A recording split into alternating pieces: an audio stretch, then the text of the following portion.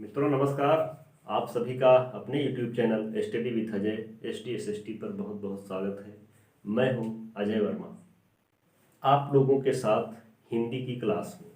आप लोगों ने इसके पहले वाली क्लास में, इसके पहले वाले वीडियो में हिंदी के कुछ महत्वपूर्ण प्रश्नों को हल किया और वो भी व्याख्यात्मक तरीके से। देखिए जो हमारी क्लास है, इस क्लास में प्रश्नों की संख्या कम होती है, लेकिन जितने भी प्रश्न होते हैं बहुत ही महत्वपूर्ण प्रश्न होते हैं और वो विगत परीक्षाओं में पूछे गए प्रश्न होते हैं और उनके जो विकल्प होते हैं उन सभी विकल्पों को हम लोग व्याख्यात्मक तरीके से देखते हैं। इससे एक प्रश्न में कम से कम 4 प्रश्न तैयार हो जाते हैं। तो साथियों, मैं कहना चाहूँगा कि यदि आप हमारे चैनल पर नए हैं, अभी तक हमारे चैनल को सब्सक्राइब नहीं किया है तो सब्सक्राइब कर लीजिए और दबा दीजिए बेल आइकन, ताकि आपको इसी प्रकार की मोस्ट इंपॉर्टेंट प्रश्नों की क्लास मिलती रहे। देखिए, जो वीडियो हम लोग देख रहे हैं, जो क्लास हम लोग देख रहे हैं, जो भी प्रश्न हल करने जा रहे हैं, बहुत ही महत्वपूर्ण प्रश्न है। और जैसा कि सभी लोग जान रहे हैं कि ये क्वेश्चन सीरीज है और ये क्वेश्चन सीरीज है 2018 की। इस क्वेश्चन सीरीज में आए हुए कुछ महत्वपूर्ण प्रश्नों को हम सभी लोग हल करेंगे। तो इन प्रश्नों को हल करने से पहले मैं एक बार पुनः कहना चाहूँगा कि यदि आप हमारे चैनल पर नए हैं, अभी तक हमारे चैनल को सब्सक्राइब नहीं किया है तो सब्सक्राइब कर लीजिए, क्योंकि हिंदी के बेहद महत्वपूर्ण प्रश्नों की क्लास मैं आप लोगों को दिलाने वाला हूँ, आप लोगों को उपलब्ध कराने वाला हूँ। और यदि आपने वीडियो को स्किप नहीं किया, पूरा वीडियो लास्ट तक देख लिया, तो निश्चित रूप से आप कमेंट करके बताएंगे कि सर जी, आपका वीडियो, आपकी क्लास बहुत ही महत्वपूर्ण है और यह बहुत ही महत्वपूर्ण, बहुत ही परीक्षा उपयोगी है। तो साथियों, देखते हैं, जितनी देर हम पढ़ाएंगे उतनी देर आपको साथ रहना है, आपको साथ देना है। एक भी प्रश्न में किसी भी तरह से कोई लापरवाही नहीं करनी है और एक एक प्रश्न का व्याख्यात्मक तरीके से हल करना है, उनको समझना है। तो देखिए, बात करते हैं सबसे पहले प्रश्न की। देखिए, सबसे पहला प्रश्न है, निम्नलिखित में से कौन सा युग्म गलत है? किसकी बात की जा रही है? गलत युग्म की बात की जा रही है। यहां पर 4 विकल्प दिए गए हैं और इन चारों विकल्पों में से कोई एक विकल्प है जो गलत है, यानी जो रचनाएं और रचनाकार का नाम लिखा है, तो इसमें से कोई एक विकल्प गलत है। उससे जो गलत विकल्प है उसका चयन आप कर सकते हैं। आप अपने आप को आजमा सकते हैं, देख सकते हैं कि हम कितना सही कर सकते हैं। नोट करते चलिए वो प्रश्नों को जो आप लोग देख रहे हैं, इनको अच्छे से अपनी किसी भी कॉपी पे नोट करते चलिए कि हमारा कितना स्कोप हुआ, हमारे कितने प्रश्न सही हुए। देखिए, लिखा है आर्यों का आदि देश, और इसके लेखक कौन है? डॉक्टर संपूर्णानंद। आर्यों का आदि देश, लेखक कौन है? संपूर्णानंद। अर्थात ये जो युग्म है ये बिल्कुल सही युग्म है। ये कैसा युग्म है? सही युग्म है, क्योंकि आर्यों का आदि देश जो रचना है इसको किसने लिखा है? डॉक्टर संपूर्णानंद ने लिखा है। ठीक, आगे देखते हैं। वोल्गा से गंगा, कौन सी रचना है? वोल्गा से गंगा। वोल्गा से गंगा रचना के रचनाकार कौन है? राहुल सांकृत्यायन। ये रचना भी बिल्कुल सही है। देखिए, राहुल सांकृत्यायन का नाम आते ही हमारी समझ में एक बात आ जाती है, हम लोग जान जाते हैं कि राहुल सांकृत्यायन बहुत ही घुमक्कड़ प्रवृत्ति के व्यक्ति थे और ये 3 महीने मुश्किल से अपने घर में 3 महीने रुकते थे, अन्यथा ये देश विदेश भ्रमण ही किया करते थे। तो ये किसकी रचना है? वोल्गा से गंगा, ये है राहुल सांकृत्यायन की रचना। फिर देखते हैं, सूरज का 7वां घोड़ा, कौन सी रचना है? सूरज का 7वां घोड़ा, ये किसकी रचना है? ये है धर्मवीर भारती की रचना। किसकी रचना है? धर्मवीर भारती की रचना है। और फिर देखते हैं अगला जो हमारा विकल्प है, रेखाएं बोल उठी। रेखाएं बोल उठी, ये विकल्प हमारा गलत है, क्योंकि जो हम ढूंढ रहे थे वही गलत विकल्प, अर्थात गलत जोड़ा, ये आप लोगों के सामने आ गया। अब इसमें गलत क्या है? देखिए, जो रेखाएं बोल उठी, यह रामचंद्र शुक्ल की रचना नहीं है। जो रेखाएं बोल उठी, यह रामचंद्र शुक्ल की रचना नहीं है, बल्कि ये किसकी रचना है? यह है देवेंद्र सत्यार्थी की रचना। किसकी रचना है? ये है देवेंद्र सत्यार्थी की रचना है। ठीक, रेखाएं बोल उठी, ये किसकी रचना है? ये देवेंद्र सत्यार्थी की रचना है। ठीक, आगे बढ़ते हैं हम लोग। विराम चिन्ह की दृष्टि से कौन सा वाक्य अशुद्ध है? हमको अशुद्ध वाक्य की पहचान करना है। किस वाक्य की पहचान करना है? अशुद्ध वाक्य की।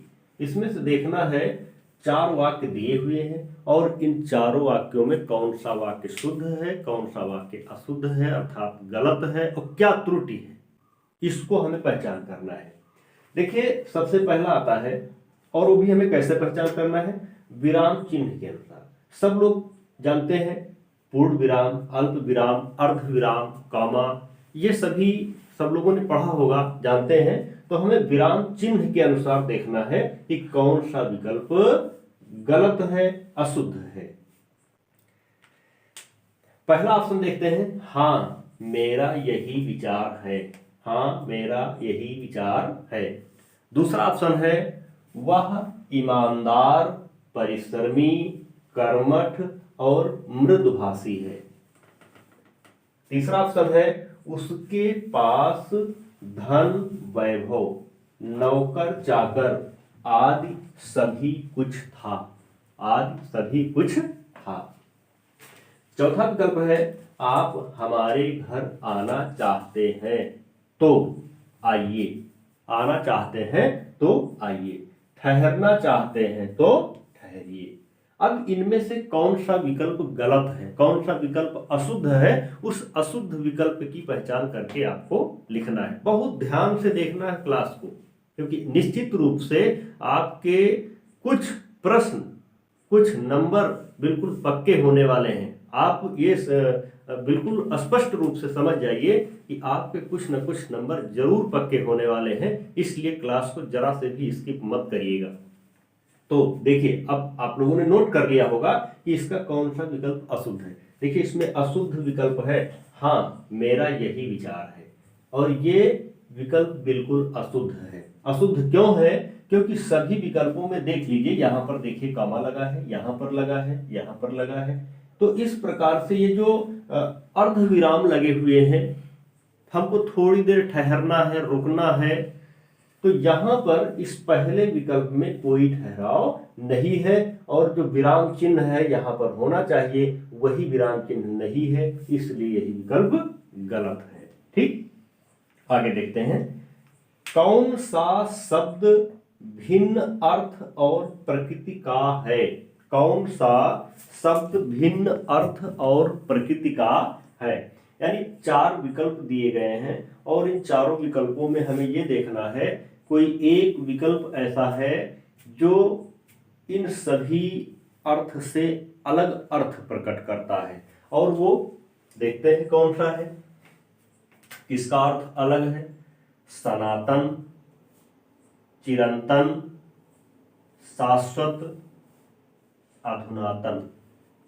अब इनमें से देख लीजिए, देखो कौन सा विकल्प सही है, आप लोगों ने नोट कर लिया होगा, और ये नहीं नोट किया है तो अभी हमने सही विकल्प नहीं बताया है, आप नोट कर सकते हैं। ठीक, आप बताने जा रहे हैं इसमें से हम कौन सा विकल्प सही है। देखिए, जो अधुनातन लिखा हुआ है, अधुनातन, प्रश्न के हिसाब से यही प्रश्न अलग अर्थ प्रकट करता है। ठीक है, ये जो 3 ऑप्शन दिए गए हैं, ये तीनों ऑप्शन एक ही अर्थ को प्रकट करते हैं, और बल्कि ये जो चौथा ऑप्शन दिया गया है यह अलग अर्थ प्रकट करता है। ठीक साथियों, तो आगे देखते हैं अगला प्रश्न। देशभक्ति में कौन सा समास है? कल की क्लास में भी हम लोगों ने समास पढ़ा था, और आज की क्लास में फिर हम लोग समास के विषय में जानेंगे। देखिए, तो देशभक्ति लिखा है, क्या लिखा है? देशभक्ति। हमको बताना है कि देशभक्ति में कौन सा समास है। 4 ऑप्शन दिए गए हैं, तत्पुरुष समास, द्वंद्व समास, कर्मधारय समास, द्विगु समास। सही ऑप्शन नोट कर लीजिए। इसका सही ऑप्शन है तत्पुरुष समास। इसका सही ऑप्शन क्या है? तत्पुरुष समास। साथियों तत्पुरुष समास क्यों है, ये बात सब लोग जान गए होंगे कि तत्पुरुष समास क्यों है। देखिए तत्पुरुष समास जो होता है वो उत्तर पद प्रधान होता है, उत्तर पद प्रधान तत्पुरुषा। अब यहां पर क्या कहा जा रहा है, देशभक्ति। किसके लिए भक्ति है, देश के लिए, देश के लिए, देश के लिए भक्ति। किसके लिए, देश के लिए। हमारा जो उत्तर पद है वो क्या है, प्रधान है। भक्ति किसके लिए की जा रही है, देश के लिए की जा रही है। और अगर ये कहा जाए इसमें कौन सा तत्पुरुष है, तो चतुर्थी तत्पुरुष समास है। कौन सा समास है, चतुर्थी तत्पुरुष समास है। आगे देखते हैं, जैसे द्वंद्व समास है। अगर हम द्वंद्व समास की बात करें तो द्वंद्व समास की परिभाषा क्या होती है, चा अर्थे द्वंद्वा, चा अर्थे द्वंद्वा। जहां किसी भी समास विग्रह करने पर, किसी भी शब्द में समास विग्रह करने पर चा आ जाए या फिर और आ जाए, चा आ जाए या फिर और आ जाए, वहां पर कौन समास होता है, द्वंद्व समास होता है। कैसे, जैसे पितरो, माता और पिता, पितरो माता और पिता, भाई बहन, दाल रोटी, सब्जी रोटी। अब बात करते हैं कर्मधारय समास की। कर्मधारय समास की जो परिभाषा है वह विशेषण विशेष्य बहुलम कर्मधारय।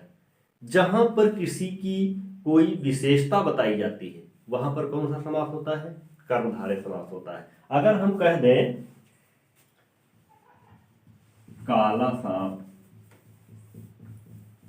काला सांप, अब यहां पर सांप की विशेषता क्या बताई जा रही है, सांप की विशेषता बताई जा रही है, सांप कैसा है, काला है। ठीक है, इसके बाद देखते हैं द्विगु समास। द्विगु समास की परिभाषा क्या होती है, संख्यावाची द्विगु। द्विगु समास की परिभाषा क्या होती है, संख्यावाची द्विगु। जिस सामासिक पद में पहला शब्द संख्यावाची होता है वहां पर द्विगु समास होता है। जैसे सप्तऋषि, नवरात्र, त्रिवेणी, पंचवटी, इस प्रकार से बहुत से उदाहरण हो सकते हैं। ओके साथियों, आगे बढ़ते हैं। व्याकरण की दृष्टि से कौन सा शब्द अशुद्ध है, व्याकरण की दृष्टि से कौन सा शब्द अशुद्ध है। आप सभी को अशुद्ध शब्द की पहचान करना है। देखिए तीन विकल्प जो दिए गए हैं वो बिल्कुल शुद्ध है, अर्थात तीन विकल्प जो दिए गए हैं वो सही है और कोई एक विकल्प है जो गलत है। हमें उस गलत विकल्प की पहचान करना है। तो देखिए गलत विकल्प की पहचान हम कैसे करेंगे। देखिए लिखा है विभीषण, विरहणी, गृहिणी, जगत गुरु। अब इन चारों में से कोई एक विकल्प अशुद्ध है और वो अशुद्ध विकल्प है विरहणी। देखिए विराहड़ी ना होकर के विरहड़ी होगा। यहां पर जो विराहड़ी लिखा है ये विराहड़ी ना होकर के विरहड़ी होगा, तब ये जाकर के शुद्ध होगा। और विभीषण बिल्कुल सही है, गृहिणी बिल्कुल सही है, जगत गुरु बिल्कुल सही है। तो साथियों आज की क्लास में इतना ही, और अगले वीडियो में अगली क्लास के साथ आप लोगों से फिर मुलाकात होगी। तब तक के लिए धन्यवाद।